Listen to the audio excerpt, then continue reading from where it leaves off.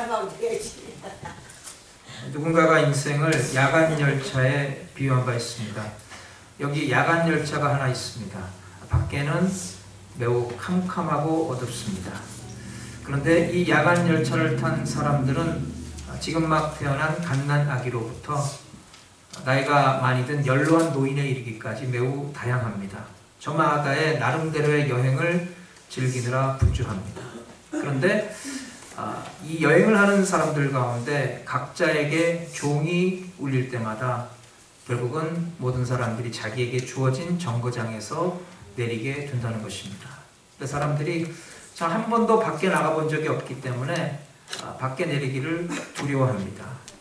저렇게 밖이 어둡고 캄캄한데 내가 어떻게 혼자서 나갈 수가 있겠는가. 하지만 원튼 원치 않던 간에 자기에게 주어진 정거장이 다가오고 그 종이 울리면은 그 누구든지 다 그 열차에서 내려야 한다는 것입니다. 여기 이제 열차를 탄 사람들의 모습을 우리가 생각해 봅니다. 첫 번째 사람은 이 열차에서 분주히 다니면서 오징어, 땅콩, 삶은 계란을 팝니다. 그래서 많은 돈을 벌었어요. 그의 돈 보따리가 두둑해졌습니다. 옆에 있는 사람들이 하나둘씩 종소리가 울리고 기차를 내리는 것을 보았지만은 그것이 자기와는 아무런 상관없는 일처럼 생각이 되었어요. 그런데 이 사람에게도 어느 날 자기에게 주어진 정거장에 도착했을 때 종소리가 울립니다. 이 사람은 내리기가 싫었어요. 그래서 안 내리려고 발버둥을 쳤어요. 이 돈 보따리 다 줄 테니까 내리지 않게 해달라고 부탁했지만 소용이 없었어요. 결국은 그런 모든 것을 다 내려놓고 결국 혼자서 쓸쓸하게 그 기차에서 내리고 말았습니다. 여기 두 번째 사람이 있습니다. 그는 사상가였어요. 많이 배운 사람입니다. 그래서 유식한 말을 많이 해서 많은 사람들에게 감동을 주었어요. 그런데 이 사람에게도 어느 날 그가 내려야 할 정거장에 도착했을 때 종소리가 땡땡땡 울리고 그도 하는 수 없이 그 기차에서 내리고 말았어요. 그가 가지고 있던 지식과 학식이 결코 그를 더 기차에 머무르도록 도와주지 않았다는 것입니다.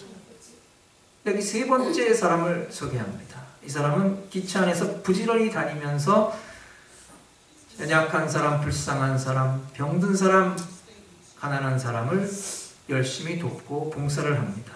근데 열심히 돕는 일로 인해서 과로해서 그런지 결국 그 일로 인해 쓰러지고 말았어요. 결국 그에게도 종소리가 울려 퍼지고 그도 기차를 내리게 됩니다.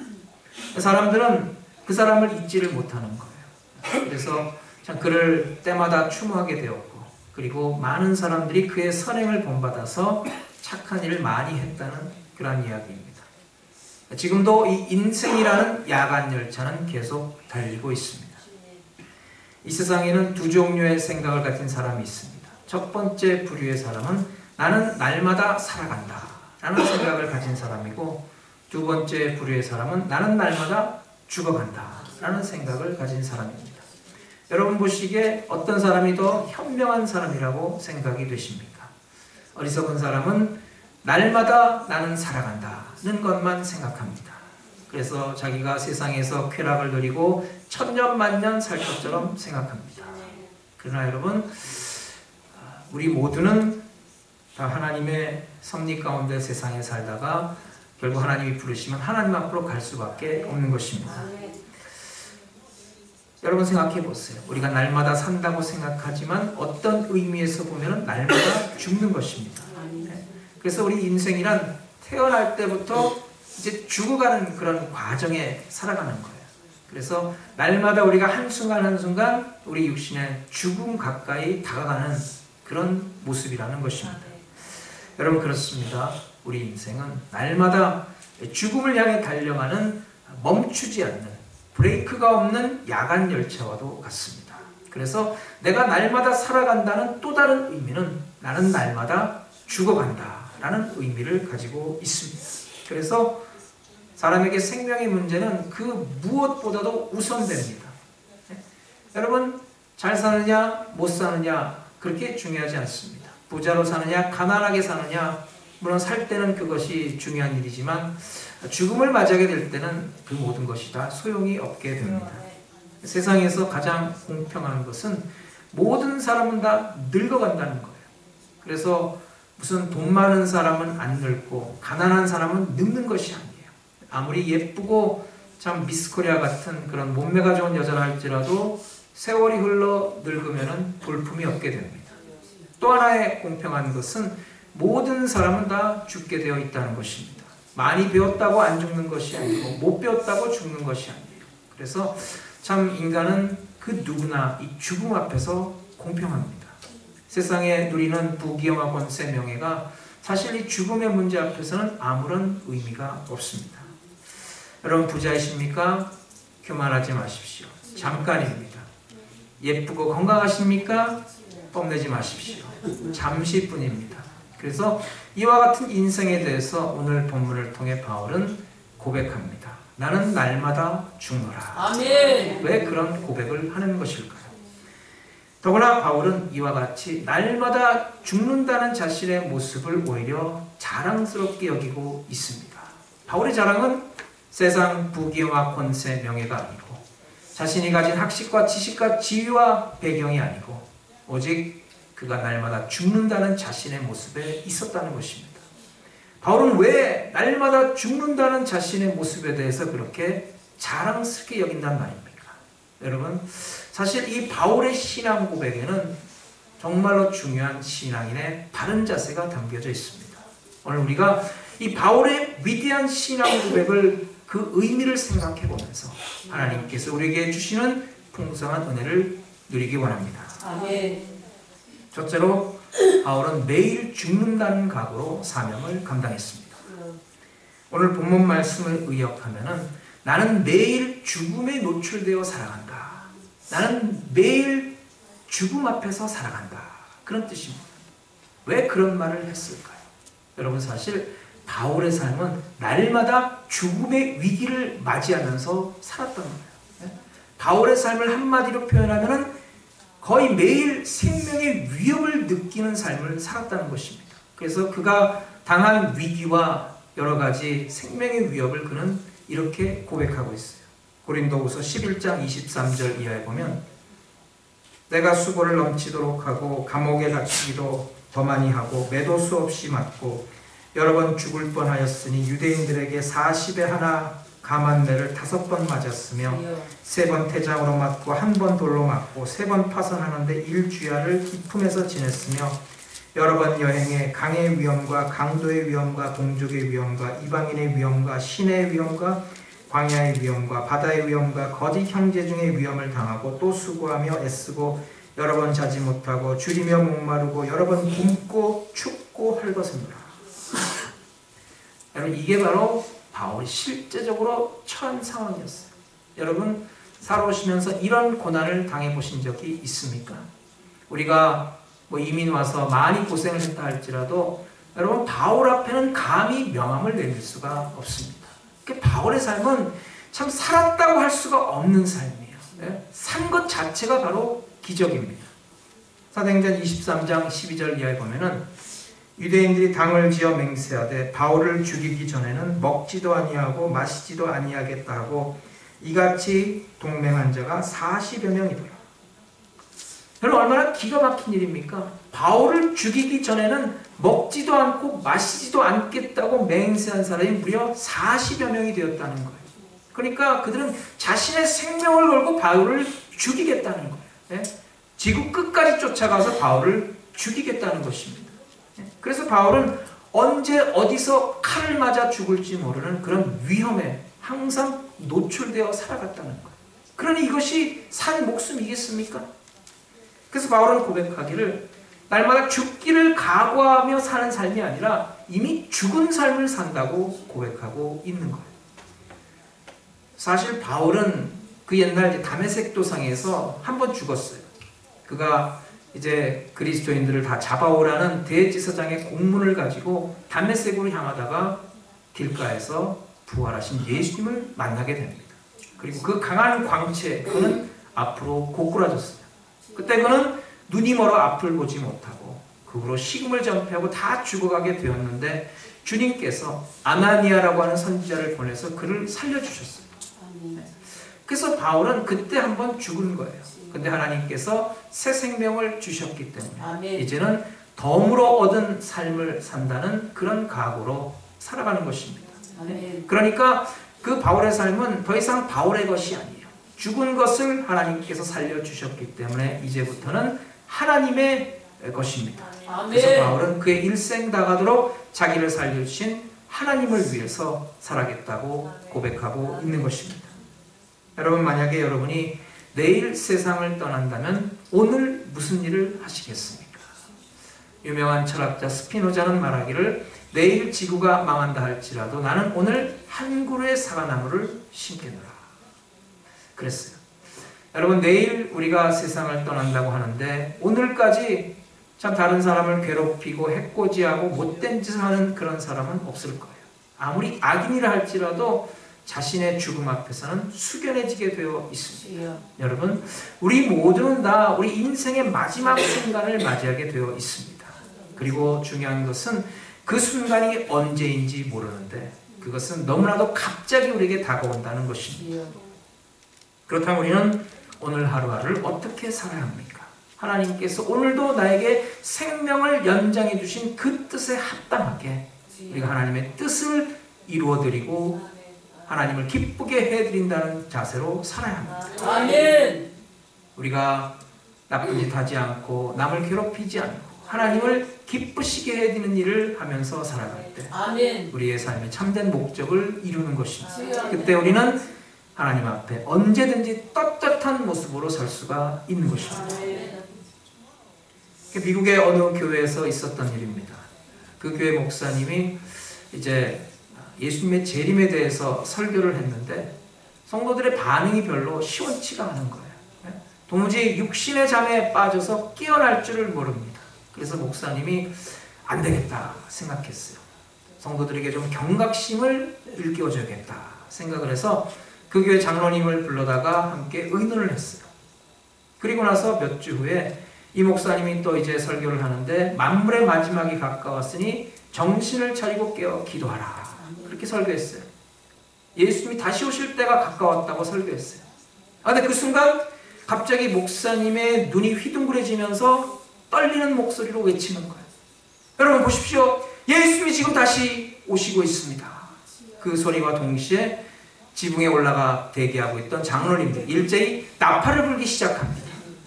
어떤 일이 벌어졌겠습니까? 난리가 났어요. 실컷 졸다가 갑자기 불이 난 줄 알고 비상구로 뛰어나간 사람, 의자 밑에 머리를 박고 부들부들 떨고 있는 사람, 불안해가지고 안절부절 못하고 일어났다 앉았다를 반복하는 사람, 하여간 다양한 반응이 나왔어요. 어쨌든 교회는 큰 혼란에 빠지고 말았어요. 근데 그 순간에도 조용히 앉아서 아멘 주여 어서 오시옵소서 라고 기도하는 성도들도 있었다는 것입니다. 여러분, 만약 여러분 같으면 어떻게 하시겠습니까? 주님이 다시 오신다면 나는 과연 어떠한 자세로 주님을 맞이할 것인가? 우리가 생각해 보아야 합니다. 언제 주님 앞에 가더라도 우리가 당당하고 떳떳한 모습으로 갈 수 있도록 깨어 기도하는 성도가 되시기 바랍니다. 아멘. 여러분, 그런데 바울이 어떻게 그 수많은 위기와 고통 가운데서도 죽지 않고 목숨을 보존할 수가 있었겠습니까? 한 번은 바울이 루스드라에서 복음을 전하고 있었습니다. 그런데 바울을 핍박하는 무리들이 다른 동네에서 루스드라까지 원정을 와서 그 루스드라에 사는 사람들을 선동질을 해서 일제히 바울에게 달려들어서 돌로 내리쳤어요. 그러니까 바울이 그 돌에 실컷 얻어맞고 피투성이가 돼서 쓰러졌어요. 이 폭도들은 바울이 죽은 줄 알고 바울을 성 밖에다가 내다 버렸어요. 그런데 기적이 일어났어요. 바울이 깨어났던 것입니다. 더 놀라운 것은 바울은 그 다음날 자리에서 일어나자마자 훌훌 털어버리고 피투성이가 된 몸을 이끌고 바나바와 함께 계속해서 더베라는 곳에 가서 복음을 전했다는 것입니다. 여러분, 바울이 그 순간에 얼마나 아프고 고통스럽고 힘들었겠습니까? 웬만한 사람 같으면 몸져눕고 선교 사역을 포기했을지도 모릅니다. 그러나 바울은 하나님이 주신 사명을 이루기 위해서 참 갈기갈기 찢겨진 몸을 이끌고 더베로 향했던 것입니다. 많은 환난이 기다리고 있었다는 것을 알았지만은 그러나 하나님이 주신 사명을 우리가 감당하기 위해서 끝까지 자신의 생명을 아끼지 않는 그 바울의 모습을 보게 됩니다. 사도행전 2장 20장 24절에 바울이 이런 고백을 합니다.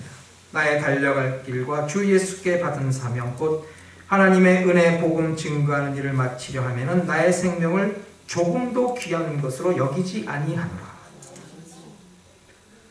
아프리카 선교사로 사명을 감당했던 리빙스턴은 이런 유명한 말을 했습니다. 사명이 있는 사람은 결코 죽지 않습니다. 그 사명을 마칠 때까지는 절대 죽지 않습니다. 여러분 그렇습니다. 사명이 있는 사람은 그 사명을 마치기까지 절대 죽지 않습니다. 하나님께서 그 사명을 다 마치도록 도와주시고 그 길을 인도해 주시기 때문입니다. 바울이 그와 같이 수많은 고통과 위기 가운데서도 살아날 수 있었던 까닭은 바울에게 사명이 있었기 때문이에요. 그 사명을 위해서 기꺼이 죽고자 하는 각오가 있었기 때문에 바울이 살 수가 있었던 것입니다. 사랑하는 여러분, 사명이 있는 자는 결코 죽지 않습니다. 하나님의 일을 할 때 하나님께서 그 삶을 책임져 주시기 때문입니다. 어떤 고난과 핍박이 와도 사명이 있는 자는 이에 굴하지 않습니다. 왜냐하면은 사명을 감당할 때 하나님께서 끝까지 지켜주시고 보호해 주신다는 믿음이 있기 때문입니다. 사랑하는 여러분, 오늘 하루를 무엇을 위해 살아가십니까? 여러분 아침에 눈을 뜰 때 눈을 떠야 할 이유가 있지 않습니까? 여러분 숨을 쉴 때 숨 쉬어야 할 이유가 있지 않습니까? 세상에 나가 돈을 벌더라도 무엇을 위해 버는가 하는 이유가 있어야 하지 않습니까? 그래서 예수 믿는다는 것은 우리가 이 땅 가운데 살아가면서 과연 무엇을 위해 사는가 하는 그런 참된 목적의식을 깨닫는 데 있습니다. 사랑하는 여러분 사명을 위해 사시기 바랍니다. 아멘. 날마다 죽노라는 각오로 사명 감당하시기 바랍니다. 아멘. 그럼 하나님께서 함께 하시고 책임져 주시고 아멘. 우리를 살려주시는 줄로 믿습니다. 아멘. 둘째로 바울은 자신을 부인하고 겸손히 낮추는 자세로 사명 감당했습니다. 바울은 자기가 사명 감당하는 일에 있어서 죽는다는 게 무엇을 의미하는지 알았어요. 자신이 죽어지면 죽어지는 만큼 자신의 안에 그리스도께서 살아 역사하신다는 사실을 깨달았습니다. 그래서 바울은 자신이 주 안에서 죽는다는 것에 대해서 날마다 기뻐하고 자랑한다는 것입니다. 그렇다면 여러분, 이 죽는다는 것은 무엇을 의미합니까? 바울이 도대체 자신이 날마다 죽노라 했을 때 그것은 무엇을 뜻하는 것입니까? 그것은 바로 자기 자신을 부인하는 것입니다. 누가복음 9장 23절 또 우리에게 이르시되 아무든지 나를 따라오려거든 자기를 부인하고 날마다 제 십자가를 지고 나를 쫓을 것이니라. 아멘. 예수님께서 누구든지 나를 따라오려거든 자기 자신을 부인하라 그랬습니다. 여러분 누구든지 예수님을 따를 수 있습니다. 그런데 조건이 있어요. 그것은 바로 자기 자신을 부인하는 것입니다. 그러니까 자기 자신을 부인할 때 우리는 진정으로 예수님을 따를 수가 있다는 거예요. 그렇다면 자신을 부인하는 것은 무엇을 뜻합니까? 그것은 바로 내 생각과 내 주장과 내 욕심을 내려놓는 것입니다. 그래서 자기 자신을 부인하고 주님을 따르는 것은 내 삶에 나의 생각을 내려놓고 주님만을 전적으로 보고 따른다는 의미입니다. 그래서 내가 얼마나 진정한 신앙인인가를 알 수 있는 비결은 내가 얼마나 내 자신을 부인하는가에 있습니다. 내가 얼마나 내 자신을 내려놓는가에 있습니다. 예수 믿고 난 다음에 아직도 내 자신을 내려놓지 못했다면 아직도 주님을 온전히 따를 준비가 되어 있지 않습니다. 아직도 사명 감당할 자세가 부족하다는 뜻입니다. 여러분 믿음의 조상 아브라함을 한번 생각해 보세요. 하나님은 우리의 믿음이 성숙하면 성숙할수록 더 많이 내려놓기를 원하십니다. 아멘. 그러니까 아브라함의 믿음이 많이 자라서 이제 그의 소유욕에 대해서도 내려놓을 수가 있게 되었어요. 한 번은 아브라함의 종들과 조카 롯의 종들이 서로 심하게 다투었어요. 그때 아브라함은 모든 것을 내려놓고 조카 롯에게 다 양보를 합니다. 네가 우하면 내가 좌하고 네가 좌하면 내가 우하리라. 아멘. 여러분 쉬운 일이 아닙니다. 삼촌이 조카에게 모든 것을 양보한다는 것이 어찌 쉬운 일이겠습니까? 근데 여러분 아브라함이 참 끝까지 마지막 순간까지 내려놓기 어려운 것이 있었으니 그게 무엇입니까? 바로 아브라함 나이 100세에 낳은 아들 이삭입니다. 다른 건 다 줘도 이것만큼은 절대 내려놓을 수 없습니다 라고 했던 그 이삭을 하나님께서 내려놓으시라고 하는 거예요. 아브라함이 얼마나 괴로웠겠습니까? 근데 여러분, 하나님께서 아브라함을 괴롭히려고 그러신 게 아니에요. 아브라함을 골탕 먹이고 이삭을 빼앗아가라고 그런 말씀을 하신 것이 아니에요. 그것은 바로 아브라함 자신을 위한 일이었어요. 아브라함이 자신을 내려놓는 만큼 하나님이 그 안에 역사하시기 때문입니다. 아멘. 내 자신을 내려놓아야 참된 자유를 누릴 수가 있는 것이고, 아멘. 내가 내려놓은 만큼, 내가 부인하는 만큼, 내가 내 자신을 낮추는 만큼 내 안에 그리스도께서 살아 역사하시는 줄로 믿습니다. 아멘. 여러분, 이것이 바로 성경이 우리에게 가르쳐주는 진리입니다. 신앙생활 오래 해도 내가 온전히 죽어지지 않으면 결코 내 안에 그리스도는 살아 계실 수가 없습니다. 그러니까 이 땅에서의 신앙생활은 내가 날마다 죽어지는 훈련이에요. 아멘. 나는 날마다 죽겠다고 하는 그 신앙의 훈련입니다. 그런데 내가 죽어지지 않으면 자꾸 부딪히게 됩니다. 조금 이상한 말 들어도 너무나 섭섭하고 기분 나쁘고 참지를 못하고 싸우게 됩니다. 자신을 내려놓지 못했기 때문에, 아직도 자신을 부인하고 주님만을 바라보는 믿음의 자세가 부족하기 때문입니다. 예수님은 아무든지 자기를 부인하고 자기 십자가를 지고 나를 따르라 그러셨어요. 아멘. 여러분, 여기서 십자가가 무엇입니까? 십자가는 바로 사명입니다. 네? 십자가는 내 자신을 희생하면서까지 하나님이 주신 사명을 감당하는 자세입니다. 아멘. 근데 어떤 사람들은 십자가 없는 신앙생활을 원합니다. 근데 여러분, 십자가 없는 신앙생활은 없습니다. 십자가 없는 신앙생활은 참된 그리스도인의 자세가 아닙니다. 그래서 신앙생활은 연수가 중요한 것이 아니에요. 신앙생활은 직분이 중요한 것이 아닙니다. 더 중요한 것은 바로 내가 얼마나 주님 앞에서 내 자신을 부인하고 내려놓느냐 하는 것입니다. 내가 내 자신의 생각과 주장과 욕망을 내세우지 아니하고 내가 얼마나 내 자신을 주님의 말씀에 복종해서 주의 뜻을 따르느냐에 달려 있는 것입니다. 그래서 바울이 갈라디아서 5장 24절에 말씀하기를 그리스도 예수의 사람들은 육체와 함께 그 정과 욕심을 십자가에 못 박았느니라. 그리스도인은 어떤 사람이라고 그랬습니까? 육체와 함께 그 정과 욕심을 십자가에 못 박은 사람이에요. 그러니까 우리의 모든 사사로운 정과 욕심을 다 십자가에 못 박고 버렸을 때 우리는 진정으로 주님을 바로 따를 수가 있다는 거예요. 아멘. 여러분, 사실 바울이 육신적으로 참 자랑할 게 많은 사람이었어요. 그는 베냐민 지파 왕족의 후손이었어요. 히브리인 중에 히브리인이었고, 그리고 태어날 때부터 다른 사람들이 부러워하는 로마 시민권을 가지고 태어났어요. 그리고 당대 최고의 학자인 가말리엘 문화에서 율법을 배운 사람입니다. 율법으로 치면은 그는 참 남에게도 손색되지 않는 부끄러울 게 없는 그런 바리새인이었어요. 그러나 그 모든 것을 그러나 십자가에 못 박고 배설물로 여겼다는 것입니다. 그런 것들을 조금도 자랑하지 않겠다 그랬어요. 또 바울이 예수 그리스도를 영접한 후에 어떤 삶을 살았습니까? 그는 3층 천까지 갔다 오는 신비한 체험을 한 사람입니다. 그는 이방인의 사도가 되어서 전 세계를 다니면서 수많은 이방 지역의 교회를 세웠고 수많은 영혼을 주께로 인도한 사람이었어요. 그는 성령의 특별한 능력을 받아서 자기가 가지고 있던 손수건이나 앞치마를 병자들에게 갖다 대면은 병에서 낫고 마귀가 떠나가는 역사가 나는 그런 놀라운 능력을 행했어요. 아멘. 얼마든지 자랑할 수 있고 얼마든지 자신의 능력에 대해서 교만할 수 있었지만 바울은 그런 것을 조금도 자랑하지 않겠다고 그랬어요. 바울이 자랑했던 것은 오직 그가 날마다 주 안에서 죽어지는 것과 아멘. 그리고 그 죽어지는 자신을 통해서 그리스도께서 나타나는 그 은혜를 그는 자랑하겠다고 고백합니다. 그래서 바울은 갈라디아서 2장 20절에 이렇게 고백합니다. 내가 그리스도와 함께 십자가에 못 박혔나니 이제는 내가 산 것이 아니요 오직 내 안에 그리스도께서 사시는 것이다. 아멘. 사랑하는 여러분, 여러분 스스로 한번 질문을 해보십시오. 나는 그리스도와 함께 십자가에 못 박혔는가? 그래서 이제는 내가 죽고 내 안에 예수께서만 살아계시는가?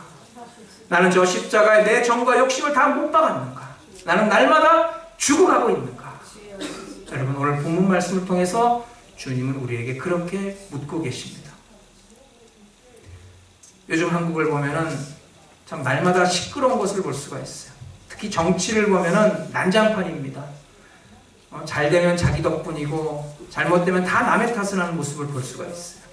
야당은 여당 탓을 하고 여당은 야당 탓을 하고 대통령이 무슨 일을 하든지 사사건건 시비를 겁니다. 바람 잘 날이 없어요. 맨날 지지고 볶고 싸우는 모습을 볼 수가 있습니다. 도대체 왜 그럴까요? 다들 너무나 잘났기 때문이에요. 자기 말만 옳고 상대방은 다 틀리다는 그런 교만함 때문입니다. 다른 사람이 상처를 받던 어떤 피해를 입던 나는 알 바 아니라는 거예요. 그저 내 생각만 내세우고 내 기분만 좋으면 그것이 다라는 아주 극단주의적인 이기적인 모습입니다. 국민들이 서로를 배려하지 않고 자기만 살겠다고 자기 목소리만 내면은 여러분 그 나라는 미래가 어두운 것입니다. 여러분 사실 교회 생활도 마찬가지예요. 교회 생활할 때 성도가 하나님 말씀에 순종하며 따르지 아니하고 자기 생각, 자기 욕심, 자기 주장대로만 살려면 어떻게 되겠습니까? 그 삶엔 하나님의 은혜가 떠나고 그 교회는 바람잡아놓고 날마다 시끄럽고 싸움이 끊이지가 않을 것입니다. 여러분 배가 사공이 많으면 바다로 가지 않고 산으로 간다 그랬어요. 그래서 이 구원의 방주인 하나님의 교회가 배로서 바다를 향하기 위해서는 사공이 한 분 있어야 됩니다. 그 한 분의 사공은 바로 우리 구주 예수 그리스도입니다. 여러분 우리 모두 내 자신을 내려놓고 우리 구주 예수 그리스도만을 따르기를 바랍니다.